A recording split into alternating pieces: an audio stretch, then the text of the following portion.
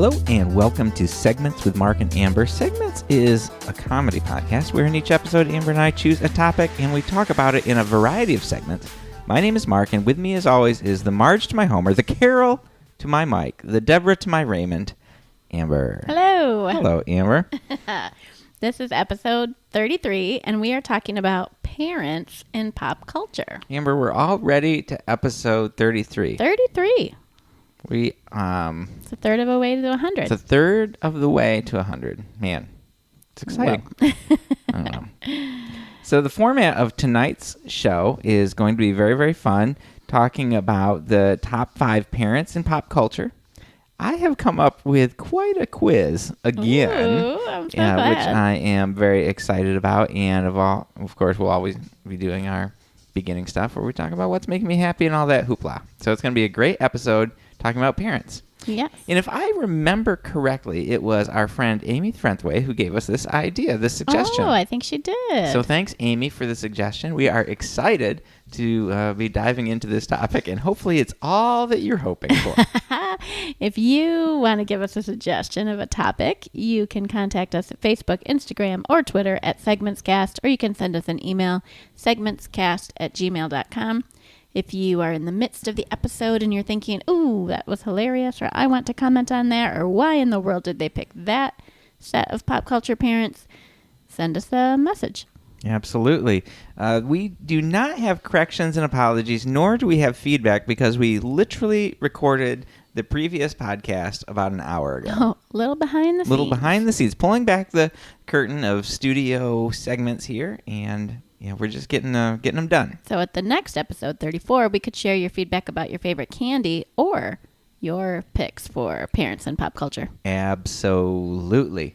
So without further ado, let's jump right into, Amber, what's making you happy right now? Oh, what is making me happy right now is we're really gearing up for our trip to Israel in January, which Yes. I believe we've mentioned to our listeners before. Very exciting. But we have had our informational meeting, and that really got me amped up. It made it seem really real. Yeah, so when I am at seminary, I carry myself with a certain poise and sophistication because I want to look impressive in front of all my peers. And I thought, I'm not sure I've ever been with Amber in a crowd of people where she asks questions and talks. She's an introvert. She's wonderful, but she tends to be kind of restrained. Or is that the right word? Just not restrained, reserved. Sure. And in this meeting, the leaders are talking about where we're going and what we're going to do, and Amber is buzzing with excitement. She's asking questions. Are we going to ride on camels? Are we going to do this? That's so great. I was so excited. I was like, this is my wife, and we're going to Israel together, and I was so proud and excited. Oh, good. So we get there. We get these awesome, everybody has their own backpack. It's a really nice Osprey backpack or whatever, and it's got all this fun stuff inside, map books and journals and flashlights and international plug adapters and all the stuff we need for our trip and our itinerary. That is, oh my gosh, I'm so excited. So it's a 12-day trip. There's a day of travel at the beginning and the end. No, 10-day trip.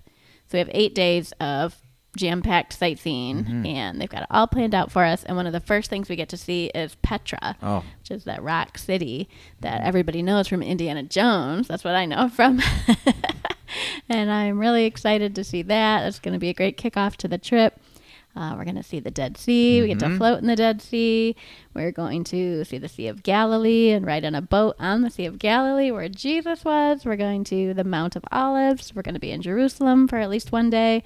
We're going to Gethsemane. We're going to go through Hezekiah's tunnel, which I've never heard of before, but sounds awesome. It's going to be awesome. Cave exploration through water. I don't know. Yeah. We need water shoes and zip-off pants. Yeah. It's very exciting. It is very exciting. And the person who's leading the trip, Dr. Jonathan, and I can't remember his wife's name. Mrs. Greer. Doctors Greer are leading, and Dr. Greer was talking about one of the places we're going to go, and he was so like this is the actual floor that Jesus walked on, and he's so pumped, and that can't help but get you excited. Yeah, and about, he's gone so many times, and he's still so excited. Just experiencing all that we have. So yeah, I'm very excited about that as well, Amber. Yes. It's going to be great. We will do a great Israel recap episode when we get back in January. Exactly. What is making you happy right now, Mark? Well, what's making me happy right now, Amber, is that you are finally reading one of my favorite novels, A Man Called Uva. Yes. Which I'm very excited. It is, as listeners may have heard me talk about, it is the heartwarming story of found family after some difficult life experiences. Amber, how are you liking A Man Called Uva? Well, it's ironic that it's what's making you happy because it made me so sad last night. I'm only about a third of the way in, but I was like, tears streaming down my face. I was literally audibly sobbing a couple of different times. So the beginning of the book is a little rough. Yeah. That's not normally what I choose to read. Yeah, it is. It is so good. Like I didn't have the exact same reaction when I listened to it on Audible driving down the road, but yeah, it reminds me a lot of my grandpa. So I think that's what makes me have a little bit more emotion. But it also just makes me think about getting old, and it makes you think about what it would be like to be alone, and just stirs up a lot of emotion. Stuff that's good to think about. Sure, to engage with those emotions and. So I'm excited, and it ends in such a beautiful way. I don't want to give any spoilers, but you've at least told me enough where I feel good about continuing to read it, that I'm going to get past this. It's going to be okay. Difficult things happen, but life goes on. So all right, I'll let everybody know in our next episode how it went. Yes, awesome. So I'm so glad you are reading that. Yeah. Segment 1: Top 5 Parents in Pop Culture. A lot of peas. A lot of peas. I don't have my pop filter on the microphone, Uh-oh. but we're just going to go for it. So, Amber, I believe you started in the... No, I started in the candy episode. Yes. So it is your turn to start. It's my turn to start. So you are... This time we're doing a full-blown top 5. Yeah, I thought that this seemed like it was going to be a really easy top 5 because I love television, books, movies. It's my thing, pop culture. A lot of them have parents. If anything, it was going to be hard because there'd be so many to narrow them down to. So what I realized I was doing, and maybe it was coming off of the emotional intensity of my reading last night, but I was focusing too hard on who were the quintessential parents that I would have wanted. That's definitely not what I did. And it turns out none. You know, I had great parents of my own. I don't need any of these pop culture parents. None of them are perfect. In fact, if they were perfect, they would be boring. And so, of course, the way that they're written in movies, books, and TV are as flawed characters. But then I don't want them as my own parents. And so I was really stuck at first trying to figure out what to do. Yeah. And then you mentioned that you're just looking for entertainment value, which is my norm. That's what I usually do for a top 5, who entertains me. And even then, I don't know. I had a really hard time. Do I look for the relationship between the husband and wife as the parent? That's be like marriages in pop culture. So now I look at the relationship between the parent and the kid. I thought about it too much. You way overthought. I think you were going to be either super disappointed in my list or realize that we just came at it from completely different directions. So I am excited to hear your list. Oh, boy. All right. Well, I have a couple that are just half of the parent couple. And so it's fine. Okay. They're a parent. Okay. It's not parents. It's parent. Okay. Or, I mean, it's optional. Okay. In my opinion. So I'm going to go with my number 5 is Hal. He's the dad from Malcolm in the Middle. Oh, he's a great dad. Yeah, he was Bryan Cranston. He was very... I love that. Very enthusiastic about things. He would go on these like weird adventures and weird, he was always trying to take on a little too much. I remember him trying to like build a nursery onto the side of the house and everything's torn apart. And he would get into these crazy situations with his boys, and his wife was kind of trying to keep him in line. And she had to play a little bit more of the straight person, although she had enough weird flaws of her own. So Bryan Cranston is an amazing actor. He went on to win many awards for Breaking Bad after that, but that was kind of my first introduction to him. And I think he was a great part of that show. Yeah, I don't remember too much about it. Who played Malcolm? He's a famous Freddie Prinze. No, Freddie Prinze Jr.? I feel like it was Freddie Muniz. Oh, okay. Yeah, Frankie Muniz was Malcolm. So he later... Who starred in that great show? He was a lawyer, and his brother played a lawyer on TV. It was Fred Savage. That was Fred Savage. Okay, so I was thinking of Fred, but this is Frankie Muniz, Bryan Cranston, Jane Kaczmarek. Yeah, she was pretty funny too. Was Lois. Mom. Okay. They were both kind of crazy. And in the opening segment or the opening song, she's like shaving his back in the kitchen. Oh, the mom was shaving the dad's back. That was gross. Hayden Panettiere was in that in that show at some point. Yeah. Oh, Reese. Yeah, that was a good show. Yeah, I had a lot of laughs. That's a great one. So. All right. Well, Amber, my number 5 is from a hit sitcom that aired on ABC from September 17th, 1991 to May 25th, 1999. Oh, I like your stats. A total of 204 half-hour episodes spanning 8 seasons. Wow. I have no idea. A little show we call Home Improvement. Ooh, Tim nice. and Jill were the parents of Brad, Randy, and Mark. And, of course, Randy was played by Jonathan Taylor Thomas. It's the second episode in a row that JTT has been mentioned. Big fan. Interestingly enough, JTT was a regular through season 3 and then just as a guest appearance. Really? Throughout the rest of the next 5 seasons. For 5 seasons? Did he get too old and go off to college? Well, I wondered. I was like, why would that be? So I looked at his IMDb page, JTT.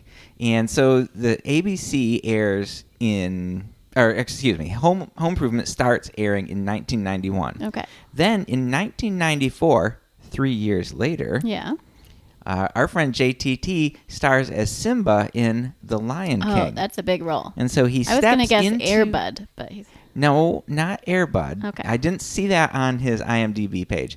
He did star in a lot of things that I had never heard of.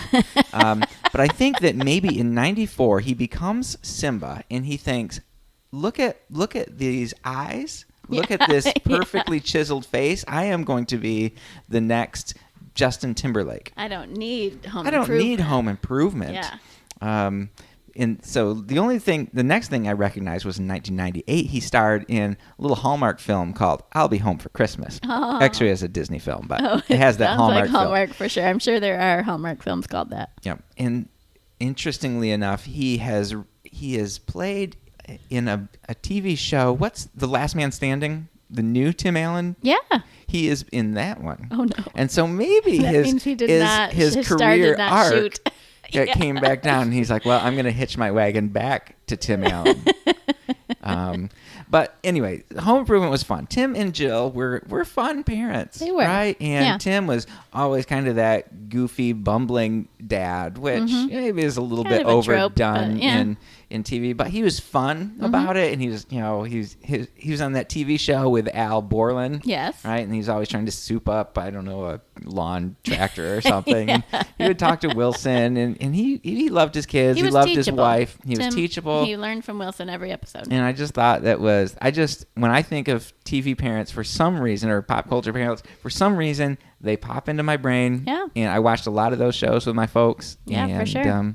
So there you go. My number 5, Tim and Jill Taylor. Tim and the Tool Man Taylor. From Home Improvement. Nice. My number 4, pop culture parents. I'm just not sure which one I want to be number 4. Wow. I'm going to go with the Hecks. The Hecks, okay. Frankie and Mike Heck from a little show called The Middle. The Middle. Which reminds me of Malcolm in the Middle. Yeah, it does. Because it has the word middle in it. And they're kind of like a middle-class family. They have 3 kids. I think Malcolm in the Middle might have had 4. But, they definitely had 4. So it's just... they live in Indiana. We live in Michigan. It's similar. Yeah, the great Midwest. We watched a lot of The Middle. It was pretty funny, but they just were, relatable. They were regular folks just trying to get through life. Yeah. Right? And they weren't kind of trying to put on airs, trying to be the PTA parents and True. these Yeah. parenting that you kind of see on Facebook and social media, like They were making giant pancake breakfasts for their school kids before they ever got on the bus in the morning. Yeah, exactly. They're just like regular parents. And so I completely agree. But they loved those kids. Oh, of course they did. Yep, they had their sweet moments. Mike was a little lacking when it comes to emotion and softness, but he would have his moments too, and they just had to. It felt more real than a lot of the TV shows out there. Yeah. So I like their relationship they had with each other. They loved each other. They loved their kids. Yeah. So Frankie and Mike Heck, my pop culture parents, number 4. Okay. Amber, my pop culture parents, number 4, not somebody that I'm going to try to emulate. This is the opposite direction. Oh, okay. Not great parents. Little couple we call the Skywalkers. Anakin and Padme were terrible. Oh my gosh, they were terrible parents. They basically abandoned their kids, right? They, Padme, she cared enough to name them, but not enough to stay alive to take care of them. Super selfish. Right? Who knew what was going to happen to those kids? Right? And we see that it works out pretty well for Leia. She becomes a princess. That's great. The Organas were good folks. It was a bummer about the planet, but nobody could see that coming. No. Luke, he's struggling, right? So he gets stuck with his adoptive parents, Owen Lars and Aunt Beru, right? And the only thing we know about them is that they're kind of grumbly and they have shifty eyes. They won't let Luke hang out with like the one cool guy in the neighborhood, right? Old Ben. He can make these monster noises. They say he's a wizard. He can probably do fun tricks. They're farming moisture. They're pulling moisture out of the air, right? There's nothing. The most exciting thing that Luke has to do is to go into Tashi Station to buy power converters with his friend Biggs. There's nothing going on out there. They do shoot womp rats too. They do. And I don't know that he knew any better. He was just a whiny. He probably would have been a whiny kid if he grew up in Alderaan too. But if he would have grown up on Alderaan, or if he would have grown up on Naboo, right, with his folks, like it should have been, he would have been kind of like in a nice place and probably swimming around in the lake and true. I don't know, and ultimately Anakin, right? He can't even keep track of his kids. Apparently, he doesn't even know there's 2 of them. He doesn't know there's 2 of them. He's this absent father, right? He should have gotten one of those those like leashes that kids have at like theme parks and stuff. And so he misplaces his kids. Mm-hmm. He doesn't know what's going on. Finally, he does get reconnected with Luke in this big battle. Cuts his hand off and thinks this is the time where I kind of reveal myself to him. This will be it. This will be the heartwarming moment. It's just really an abusive situation. It really, you're right. It's not a good one. It's not good. And so that's my number 4 pop culture parents, Anakin and Padme Skywalker. That's what happens when parents give in to fear.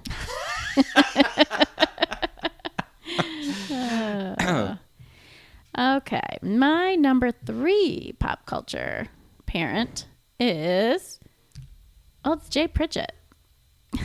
I love Jay. Jay Pritchett from Modern Family. So that's Ed O'Neill, and he is kind of the grandpa of the group, but he's also a father.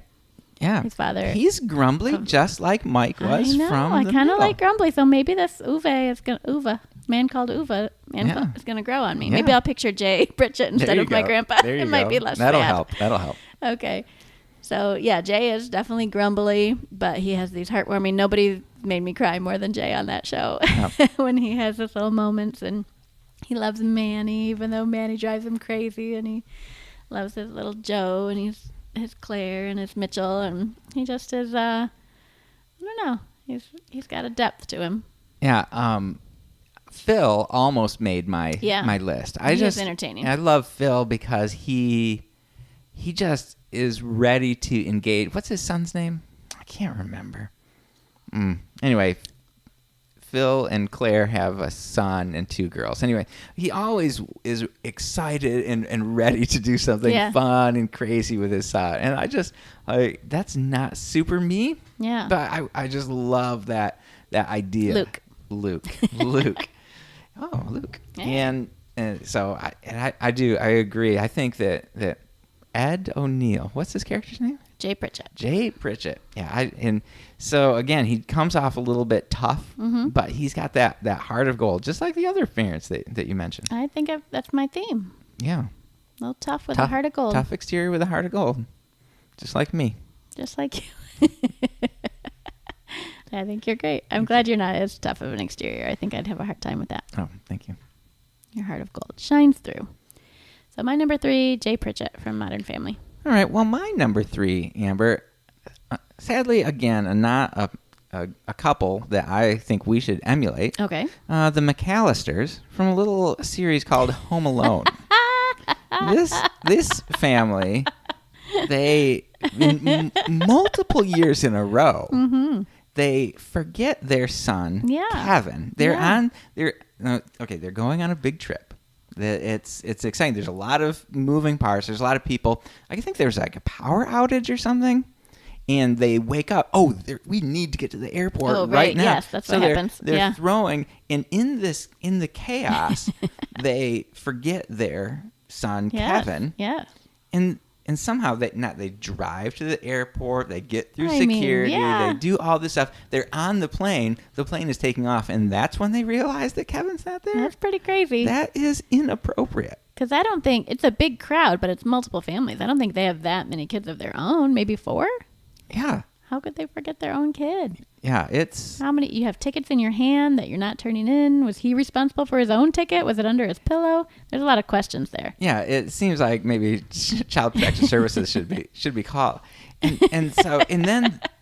so he goes through all this trouble. I don't know. They go to Europe or something. Yeah. All this trouble. They get back. Man, this kid was almost, he was, the house was assaulted by these burglars, and, he had to fend him off. It's a traumatic situation. When you go on vacation the next year, it seems like there is one thing that you're going to make sure happens.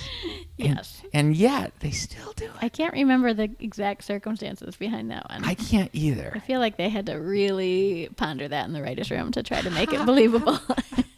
So, yeah, I think that's funny, right? It's like the McAllisters, what's going on there? It makes the rest of us feel good about our parenting. Exactly. At least we've never forgot a kid when we got in an airplane and flew away. Yeah, exactly. Yeah. At least I've never chopped my son's hand off. That would have been an interesting way to look at pop culture parents. Parents that make you feel good about the job you've done. I think I could have filled up 5 with that. Yeah, absolutely. So I guess I don't have a lot more to say about that, but that's my number 3, the McAllisters from Home Alone. Nice. All right, we're on number 2 already. Mm-hmm. My number 2, parents and pop culture. It's controversial. It's Cliff and Claire Huxtable. Oh. And I feel like in 2018, you are not allowed to talk favorably about The Cosby Show or any kind of Cosby franchise. And I just need people to set aside that judgmental spirit for just a minute and think. I'm thinking with my, 13-year-old Amber brain back in the late 80s or whenever it was that Cosby Show was in its heyday, that I was watching. I couldn't wait to watch every Thursday night. Everybody loved that show. It was the most fun show that was on all week, and I'm just thinking about characters in the show. I'm not thinking about people that may have committed whatever crimes they committed. Anyway, the Huxtables were so much fun to watch, and I really liked the way they portrayed the relationship between Cliff and Claire. Yes. They had a sense of humor. They were very serious about, their kids' needs and parenting, but they would laugh together. They would joke all the time about when their kids would move out. Yeah. And they would come back and they would joke about that. And they handled serious situations. They handled funny situations. They clearly loved each other and all of their kids. And I just enjoyed that whole family dynamic. Yeah, I think it was such a healthy portrayal of family. Yeah. In that show. I agree. We would always watch the Cosby Show. Yeah, I guess it was just called The Cosby Show. Yeah. Yeah. Who didn't love Cliff and Claire? Yeah, they were amazing. Remember he had his doctor's office right in his house, and she was like a lawyer. And I loved Rudy. Oh, Rudy. She was cute, and then she got usurped by Raven. Oh. That's so Raven. Oh, That's so Raven came in and I forgot Stole about that. everybody. Oh. They had a lot of kids. They had a lot of kids. Yeah, that Sandra, she was hardly there. She and was they old. had a spin-off where somebody went to college. A different world. A different world. Fantastic. That one had Whitney? No, Whitley. Whitley? Denise went to college. There was Whitley. There was Dwayne Wayne with the double glasses. There was Jaleesa, I think. Yeah, that was also, that felt cool. That felt super grown up to watch that show. Yeah. I wonder when it came on. I bet I was not that grown up. Yeah, I have great memories about that. So I'm going to hold on to my great memories and be glad that justice is being served in present day. There you go. Absolutely. Yeah. Number 2, Claire and Cliff Huxtable. My number 2 are finally some parents we can look up to, and parents by the name of Jack and Dina Burns from Meet the Parents. Oh my gosh. Now, they have their the stuff. Burns. The Burns had their stuff, right? Jack was an ex-CIA agent. He had a lie detector and some whole weird situation in his basement. It did not work out very well when Greg wound his way down there. But what we see is that Jack, he super loves Pam, right? He really does. His Pam cake. His Pam cake, exactly. They do this funny, they meet each other for the first time, right? And they do shortcake. Oh my gosh, yes. Weird little... but they've obviously done her whole life. Yeah. Yep. Hey, Flapjack. Anyway, it's so funny. And so the greeting scene when Greg and Pam get there the first time and Pam walks up and Dina comes out like, you look so beautiful, my widow girl. Yeah. And like, hey, Flapjack. And they're doing their hugs and they're kissing. Like it's this whole, it's just so emotional, and they're hugging and kissing. Yes. Like it's this beautiful scene. And then like Greg comes up and she introduces him, and Jack is very stoic, and she introduces Greg to her mom, and he tries to give her a hug, and she acts like this is the weirdest thing, like so good. And Jack says, "It's an interesting car choice you got there, Greg." That's interesting color, and he goes into this thing like, you know what? I was just gonna get the compact, but I'm pulling down some pretty good money, so I thought I'd just go ahead and get the full size. And the dad just kind of looks at him. He's like, "Interesting color. Did you pick that?" No. The guy at the counter picked that for me. Green. They say geniuses pick green, but you didn't pick it, Greg.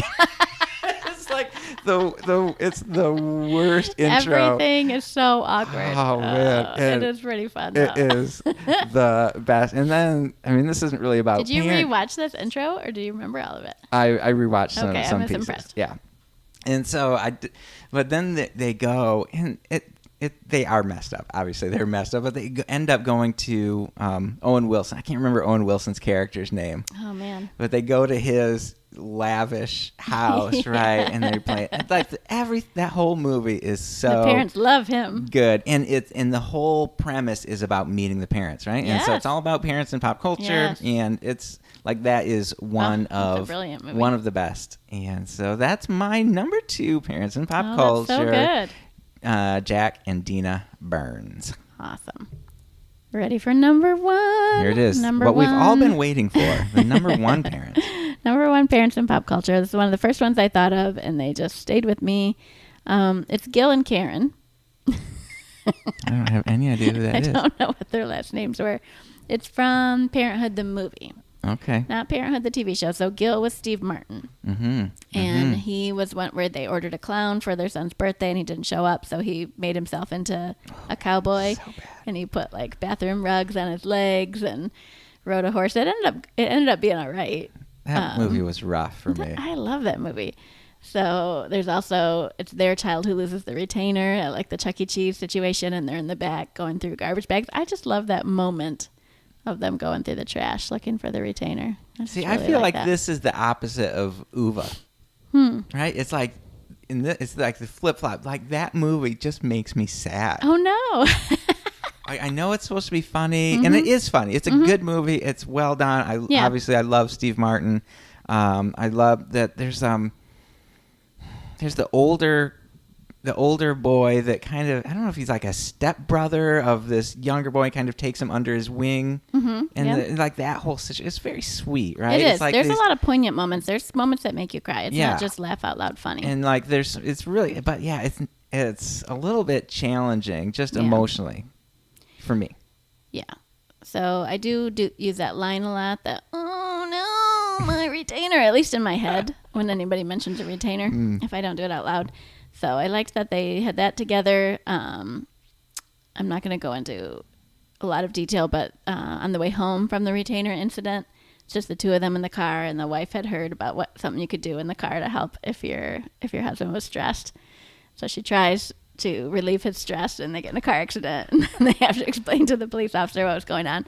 So that was amusing to me. And then at the end, they're in a play, and everything's going, or their kids are in a play, and they're in the audience, and everything's going wrong, and it's kind of focusing on the wife, and it makes it look like their chairs are on a roller coaster, and she compares life to a roller coaster and how she would much rather have the ups and downs of the exciting part of life than to just ride a merry-go-round. Yeah. Or she comes to that realization. Maybe somebody else is saying it. Anyway, I think it was maybe the grandma that was saying it. But she comes to that realization, and I think it's sweet. Yeah, that's great. I think that's a great choice. Yeah. Well, what's interesting, I gotta let you say that was your number one. My number one was Gil and Karen from Parenthood. That's Steve Martin and Mary Steenburgen. Oh, I love Mary Steenburgen. All right, well, Amber, what is exciting to me is that you and I have the same number one parent in pop culture. Father. Oh, Steve Martin. Steve Martin. Steve Martin is the quintessential pop really culture dad. is. And I'm not talking about Cheaper by the Dozen. If that's what you're thinking, it's not Cheaper by the Dozen. All right? It is George and Nina Banks. That's the one I thought of where I wished I would have included it. It is my number one, Father of the Bride. Such a beautiful show. I want to watch it right now. So they love their daughter Annie very, very much. Yes. You know, one of my very favorite scenes in that is him and Annie out playing basketball. It's just this emotional. Oh, it's so sweet. emotional, especially now that we've got daughters and they're growing up. Oh my word. And it's always, even since we've had little people, it's been an emotional thing. Oh, someday they're going to grow up. But now we are in this season of transition. Our kids are also moving from childhood to more, adult-like life. They're just moving on. Emma's hasn't lived at home for 2 years now, a year and a half. Josh is on his way. He's he's a senior, and he's got a job and a girlfriend, all this stuff going on. And all these relationships are changing. And so that is the crux of the Father of the Bride, is that what's his name? George Banks is wrestling with this reality that his little girl is grown up and she is moving on to this next thing, and because of that he goes absolutely crazy. Right? Like there's that classic scene where he's because they're putting on this huge wedding. I cannot imagine how expensive this wedding is, and he's trying to buy hot dogs, right? And he's got the hot dog buns. Why do I have to buy 10 hot buns? I'm only buying 8 hot dogs or whatever it is. And he goes crazy, and the police end up bringing him home or whatever, and so it's hilarious. And this was really, I think, the pinnacle of Steve Martin. Like this was like, he was just crushing everything he did at this time. I think when he got into the kind of Cheaper by the Dozen, and it kind of flipped, it's not as great. Mixed nuts, that wasn't great. Mixed nuts, and so it's just like, but this was, I think, prime, a perfect movie. It's just perfect. Steve Martin and Nina, she brings a different thing to the table. She is so sweet and loving. In the second one, they end up getting pregnant at the same time, and and she is, and so in that movie she's walking through this new transition together, which would be crazy. Yeah. But here she is, her daughter's getting married to this Brian, and George doesn't, he's struggling with it. But what's her name? Nina she's just there and supportive, and she's excited, and she's like, let's go meet Frank and let's do the stuff, and we'll just, whatever it takes. And it's just this cool thing. And both of them love Annie like crazy. Yes. And then, so then at the end of the movie, getting choked up. He's sitting there. It's been crazy, Yeah. and then it's just this big empty house, right? Yeah. And he's just thinking, and then she calls him. Yeah. So good. So there you go. Oh my goodness! Remember when she first gets there and she's sitting at the table telling him she's going to get married, and he keeps seeing her as a little kid. Mm-hmm. I'm going to get married. Oh. And it just, there's this scene, and it's in that similar scene. I think they just brought Brian home, or she just brought Brian home, and they're getting to know, and they're going to go for a walk. She's like, I'm going to go out, and I'm going to show Brian around. And her dad's, and George is like, it's cold outside. You should wear a coat. I'm fine, Dad. Yes. He's like, no, it's the wind's coming up. You're going to get a cold. He's like, no, I'm fine, Dad. And then Brian walks in. He's like, that's a little chill out there. You might want to grab it. Oh, thanks, Brian. I'll Oh grab my it. gosh, that's very real. It's like, that Being is parents the of truth. teenagers, Like, that's very real. Man. So, Oh wow. yeah, so there you go. That's perfect. Now, number 1, George and Nina Banks Awesome. from Father of Father the of the Bride. Aw. Segment 2, Parents and Pop Culture Quiz. All right, I'm ready. So, Amber, in the last episode, the quiz was very challenging. It was. It was Excitingly so. It was a next level quiz, really. Mm. I did terrible. You did terrible, but you got one right. Is that it, really? Yeah, you got one right. But the thing is, you learned a lot. I did. You learned a lot, and you've been able to take that knowledge and apply it into your life, I'm sure. Yeah, I can tell everybody every time I see cotton candy, this was invented by a dentist. You used to call it fairy floss. Well, I think that this quiz might be a little easier, especially since you probably had a couple of the answers in your top 5. Ooh, how exciting. But I didn't know what your top 5 was when I was making the quiz. No, that's part of the mystery. Part of the mystery. So we'll just go ahead and play for Kathy Spalding again. Take 2. Take 2. Okay, so this is a number of genres, predominant. Well, I guess it's pretty much movies and television. Okay. Parents in those things. Okay. Obviously. Gotcha. Okay. Number 1. And this time there is an odd number, so that should work out. I can't tie myself with. Correct. There's correct 11 and questions. incorrect. There's Okay. 11 questions. You cannot tie. All right. So you will either win or you will lose. Okay. After his son is captured in the Great Barrier Reef and taken to Sydney, a timid clownfish sets out on a journey to bring him home. What is the name of Nemo's dad? I got it. It is Marlin. Amber, good job. You are already crushing it. Yes, that was a good one. Here's a gimme. What are the first names of the Huxtables? Oh, Cliff and Claire. Yeah. So I I didn't know you were going to pick them Yeah, because it's 2018. because it's 2018. Okay, here we go. In the amazing sequel, Meet the Fockers, okay? Yeah. This is the follow-up. Right. This is the follow-up to Meet the Parents. Gaylord's parents, Bernie and Rosaline Focker, are played by which famous actors? Ooh, I've got it. I'm just giving a second for the audience to That's very nice of you. to come in. It's amazing, really, the casting they got for that movie. It was Dustin Hoffman and Barbara Streisand. Yes, absolutely. And who played Jack Burns? Oh my goodness, I can't believe I'm forgetting his De name. Niro? Yeah, I mean that's amazing. Yeah. Yeah, pretty amazing. All right, well, let's see as we move into the world of animated television, if you do as well. Okay. Name the 5 members of the Griffin family and their dog. Ooh, okay. So we've got Lois. That's the mom. Peter. Mm-hmm. Meg. Mm-hmm. Stewie. Mm-hmm. And Brian.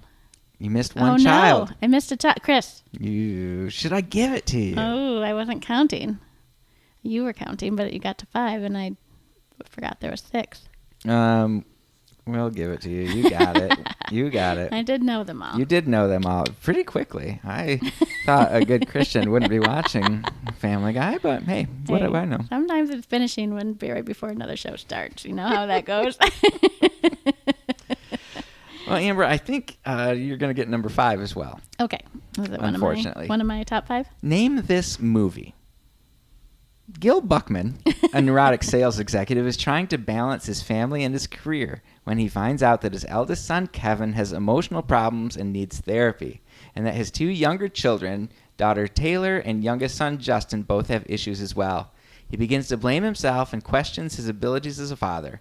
When his wife Karen becomes pregnant with their fourth child, he is unsure he can handle it.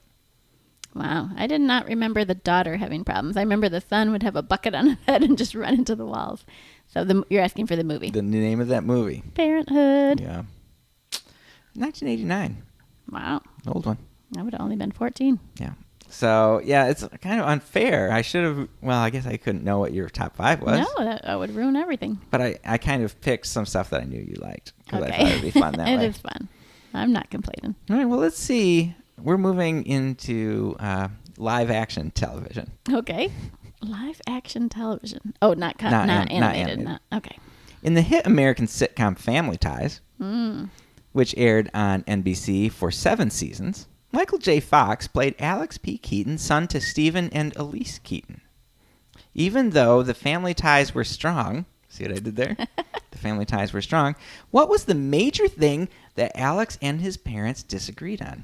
Well, I was not allowed to watch the show. I'm sure that I saw one here or there, but I do know enough to know that they disagreed about politics, that Alex was a Republican and his parents were Democrats. That is correct. Ex-hippies. Ah, is what of they course, were, ex-hippie yes. Democrats. So, Amber, you are crushing it. This one's too easy. Well, Candy? this should be my This is your This is your wheelhouse. Yeah.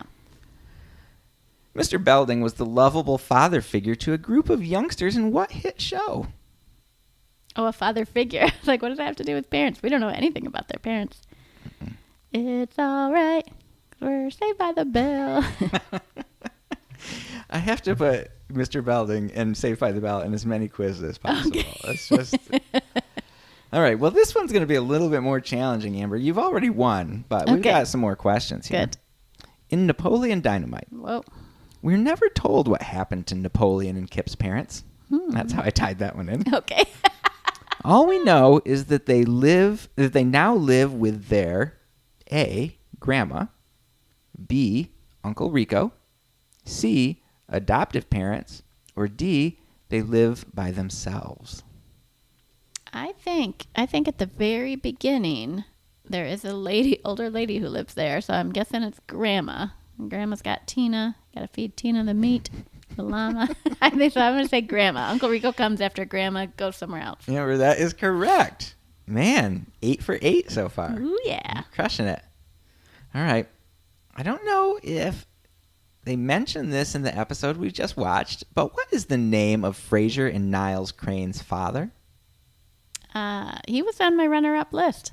It's Marty Crane. Marty Crane.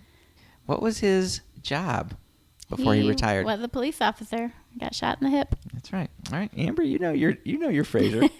We've done a lot of Frasier lately. Okay, 9 for 9. Let's see. Can she get the perfect score? Didn't I get one wrong? No. I gave it to you. Remember, you forgot Chris for a second, but then I you get the first one wrong? I must be thinking of that. Okay, great. You're just remembering Candy and how I did what real a failure bad. that was. Real bad on Candy. In the hit 1993 movie Mrs. Doubtfire, why does Daniel Hillard, played by Robin Williams, disguise himself as a Scottish housekeeper? I mean, I think if we really want to know the why, probably go back to his childhood. But in the immediacy of the movie, it's because he misses his kids. I don't know if he has joint custody or if he just doesn't get to see them very much and he wants to spend as much time with them as possible. So he disguises himself as a housekeeper and takes care of them. All I can picture is Tobias Bluth, Mrs. Flufferbottom or whatever, Featherbottom. Yeah, Amber, that is correct. He wants to see his kids more than once a week after his divorce. And so that great movie, classic, Mrs. Doubtfire. That makes no sense. He's going to pretend.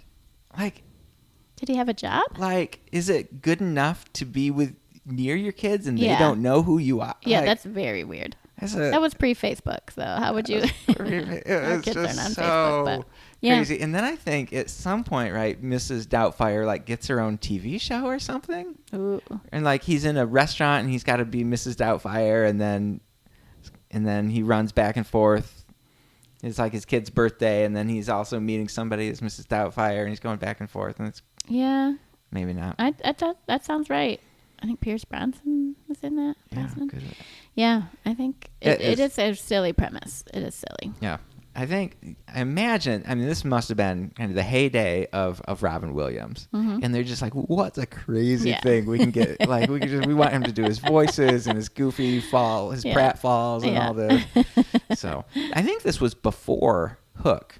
You think so? I think so. Ooh, I don't know. I would guess no, but.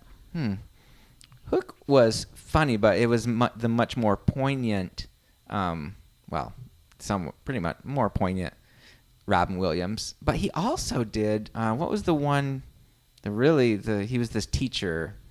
Oh. Dead Poets Society. Dead Poets Society. So Hook was 91. What's the other one? This one's called Mrs. Doubtfire. Yeah. What we call a little live. Doubtfire was 93. So it's just a couple years after Hook. After Hook. So this was big time Robin Williams. He also did Good Morning Vietnam. Man, he was huge. Dead Poets was 89, so that was before Hook and before. I wonder if he had his own kids and started doing more like kid-friendly movies after that, or if he just wanted to break free of the sadness that is Dead Poets Society. So he's doing these incredible movies, and then at some point he accepts RV. He's like, yes, I will do RV. And we laughed. We did laugh. It was a good movie. But yeah, so it did seem funny. And then he was on that show with Kristen Bell for a little bit on TV, and then he died. Oh yeah, and he's great. That got us The Good Place. The Good Place. If she was still stuck on that show, we wouldn't have The Good Place. Oh man. Well, on that kind of sad note, I'm not sure where to take that. Carpe diem. Carpe diem. Okay, Amber, you are doing so good. We've got one more question for you. If you get this one right, you are a super winner. Okay, I like to be super winner. Okay. In the land before time, Aww. what happens to Littlefoot's mom? Ooh. A, she is never mentioned. B, she dies in an earthquake. C, she is killed by a sharp tooth. D, she ran off with a younger long neck after her husband is caught cheating on her with a 3-horn. I like that. I think it was something sad. I mean, he's little. He can't be just like not have a backstory. So I think it was either earthquake or sharp tooth. I know he's real afraid of sharp tooth. I'm going to say she was killed by a sharp tooth. Amber, you are correct. Yay, you are super a super winner. Woo, winner. woo, woo, wow, you woo, got woo. the parents and pop culture quiz. Yes, I You locked do. it in. Well done. Did you have fun? I did. That was a great quiz, babe. Yeah, Good job. Well, we want to thank you guys for joining us for this episode 33. We would like to hear from you. Leave us some feedback about your parents and pop culture. Who did we forget? I feel like I must have forgot a lot of people. I'm sure we did. There's a big world out there. I tried to think And of almost books. everybody I literally out can't there think has of parents. a parent in a book. Or parent figure. Yeah. Charlotte's Web. That's the parent I can think yeah. of. They wanted to kill the pig. She didn't. A lot of books are focused on the kids, not the parents. So You know what? In my research, something that kept coming up that I think we should watch again yeah. was Juno. Oh yeah. So it was a sweet story, and if I remember correctly, it begins and her parents are kind of weird, kind of distant, but they end up kind of coming through and being supportive. Her dad's a little curmudgeonly with a soft spot. He's a good one. Yeah, and they had that great soundtrack. The soundtrack is amazing. So good casting in that one. Well, so we've definitely forgotten some things out there. So let us know. Let us know your favorites. Don't give me any grief about the Cosby choice. But you can leave us feedback on Twitter, Facebook, or Instagram at SegmentsCast, or you can email us segments@gmail.com. And you can look us up and subscribe on your podcast player of choice. Anywhere you listen to podcasts, you can find the Segments Podcast. And we'd love it if you would share the show with others. The only way people hear about this incredible show giving you these hot parents and pop culture takes is right here, and they need to hear it, and you're the one that can get them this vital information. Yeah, you're really doing them a disservice not to share. Exactly. So, as always, we would like to thank Emma for the logo and the graphics. If you want her to draw you a little something, she is taking commissions of Hauntings on the Twitters. And we want to thank your nephew Gabriel for our... Hey, Gaber. Hey, Gaber. For our intro and outro music, he is on SoundCloud at EDMSamurai. Yes, and so thank you so much for joining us, and we will see you, I don't know, in December? Maybe it's still we have an end of November episode. Maybe you do. Oh, yes, we do. I know we do. I mean, unless one of us has surgery or we just feel very busy. Very busy. Somebody's writing a paper. If anybody wants to read a 15-page paper I wrote on sexual misconduct by clergy, just shoot me a message on segments at gmail.com. Episode 34. Top 5 misconducts among the clergy. Man, there's a lot to choose from, unfortunately. So, all right. Well, on that note, you guys have a great day or night or afternoon or morning. Or midnight. She ran off with a younger long neck after her husband is caught cheating on her with a 3-horn.